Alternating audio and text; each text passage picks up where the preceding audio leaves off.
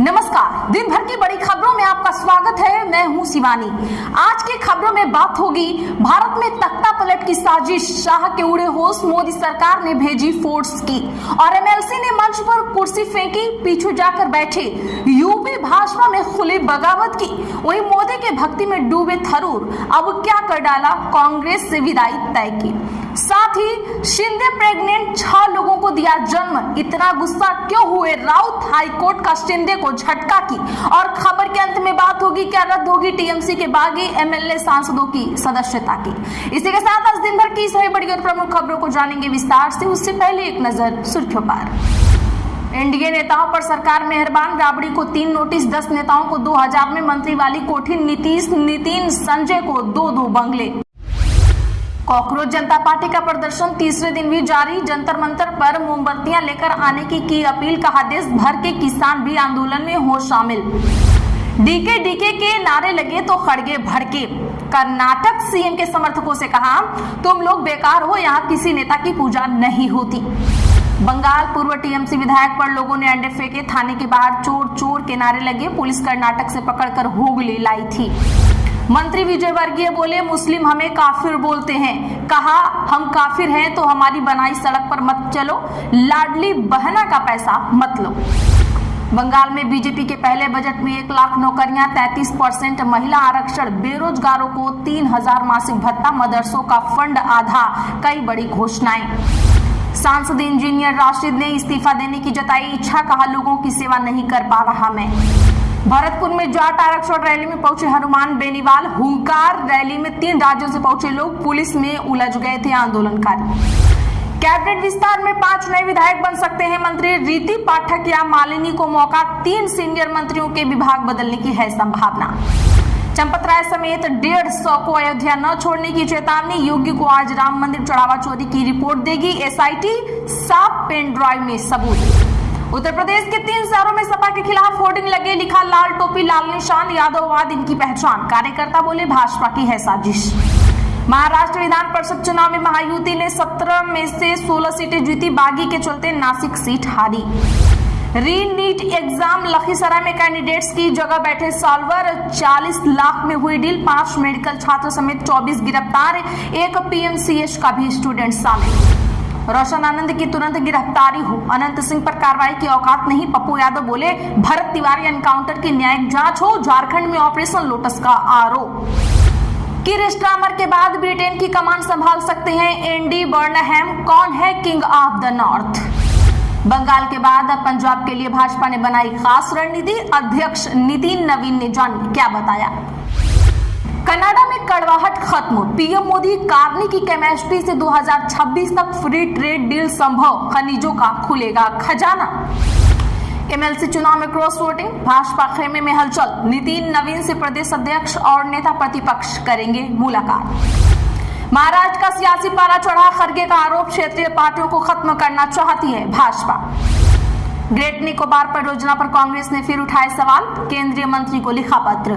चलिए जानते हैं बड़ी और प्रमुख खबरों को विस्तार से। उससे पहले वीडियो को लाइक करें, साथ ही आपसे रिक्वेस्ट खबरों को आखिर तक जरूर देखें। उद्धव के 6 सांसद शिंदे की शिवसेना में शामिल, शिंदे बोले छक्का लगाया, राउत बोले प्रेग्नेंट। बता दें कि महाराष्ट्र में उद्धव ठाकरे गुट की शिवसेना के 9 में से 6 सांसद आज एकनाथ शिंदे की शिवसेना में शामिल हो गए हैं। बागी सांसदों ने उप मुख्यमंत्री एकनाथ शिंदे के साथ उनके नंदवन बंगले पर बैठक की।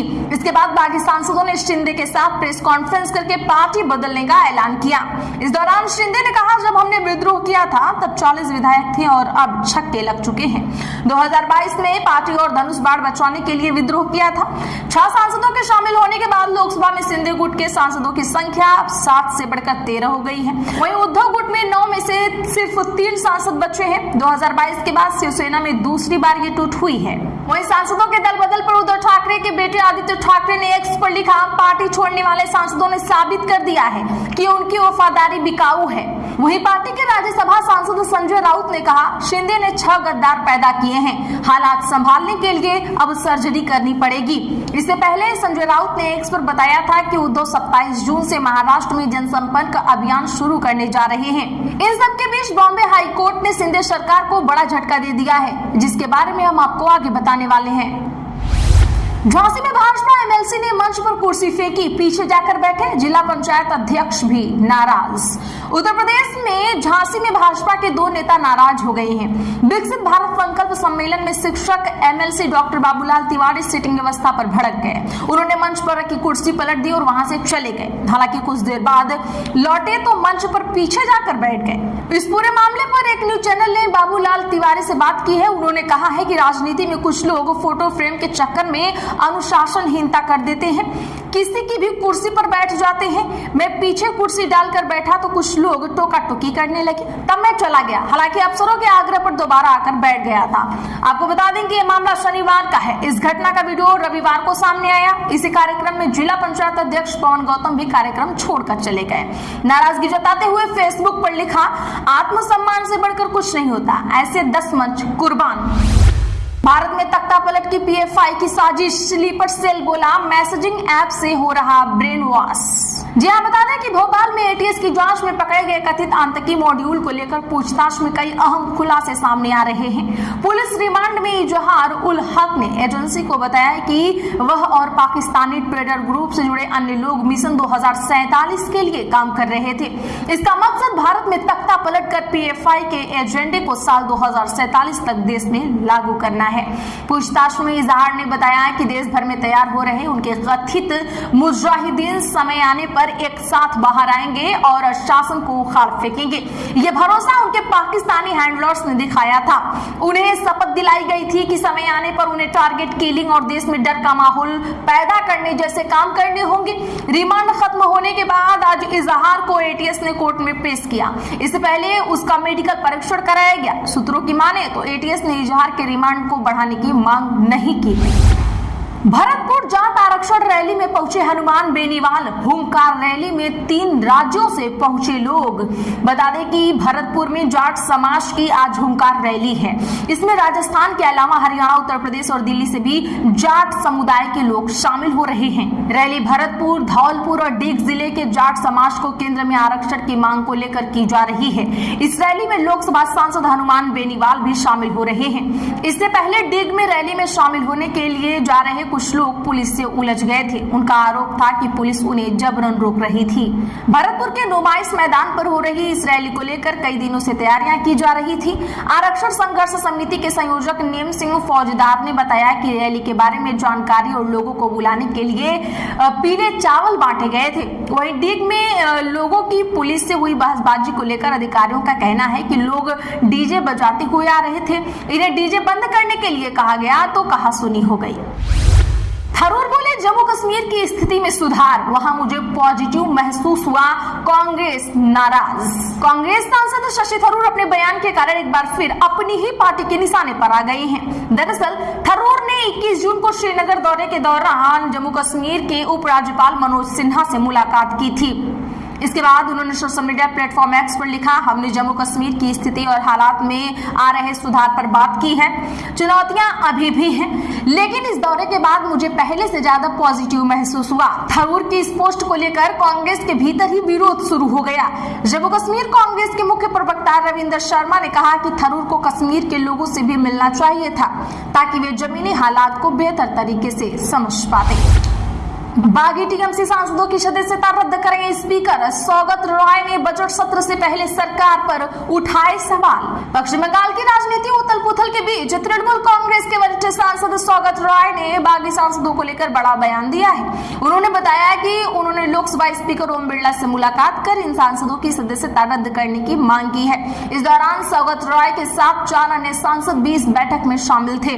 करीब 1 घंटे तक चली इस बातचीत में टीएमसी नेताओं ने बागी सांसदों के कदम को नियम के खिलाफ बताया। सौगत रॉय ने स्पीकर से कहा कि जो सांसद अपनी मर्जी से पार्टी छोड़ते हैं, उन्हें कानून के हिसाब से लोकसभा से बाहर कर देना चाहिए। उन्होंने दलील दी कि इन बागी सांसदों ने किसी दूसरी पार्टी के साथ विलय के नियमों का पालन नहीं किया है, इसीलिए उनके नए गुट को आधिकारिक मान्यता नहीं मिलनी चाहिए। सौगत रॉय को उम्मीद है कि स्पीकर संविधान के अनुसार फैसला लेंगे।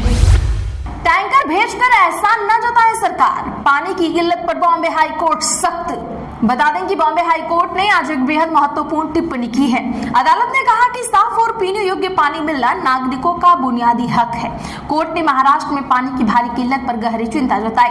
साथ ही सरकार से पूछा कि वह इस गंभीर समस्या को न्यायमूर्ति एएस गडकरी और न्यायमूर्ति कमल खाता की पीठ इस मामले की सुनवाई कर रही थी। अदालत के सामने विदर्भ क्षेत्र के अमरावती जिले से जुड़ी कई याचिकाएं थी।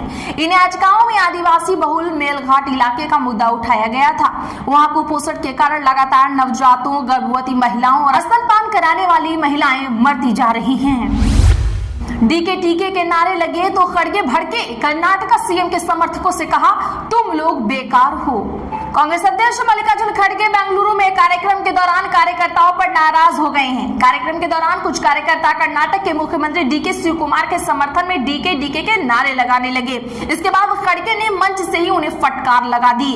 खड़गे ने कहा, चुप बैठिए, ये मत समझिए कि पूरा देश आपके हाथ में आ गया है। ये किसी एक व्यक्ति का नहीं है, कांग्रेस का कार्यक्रम है। यहाँ किसी नेता की पूजा नहीं होती। हम पार्टी को मजबूत करने के लिए इकट्ठा हुए हैं। तुम लोग बेकार हो। आज के लिए बस इतना ही। ऐसी ही खबरों के लिए चैनल सब्सक्राइब कर लें और बगल में घंटे के निशान को जरूर दबा लें। वीडियो को लाइक शेयर करना ना भूलें।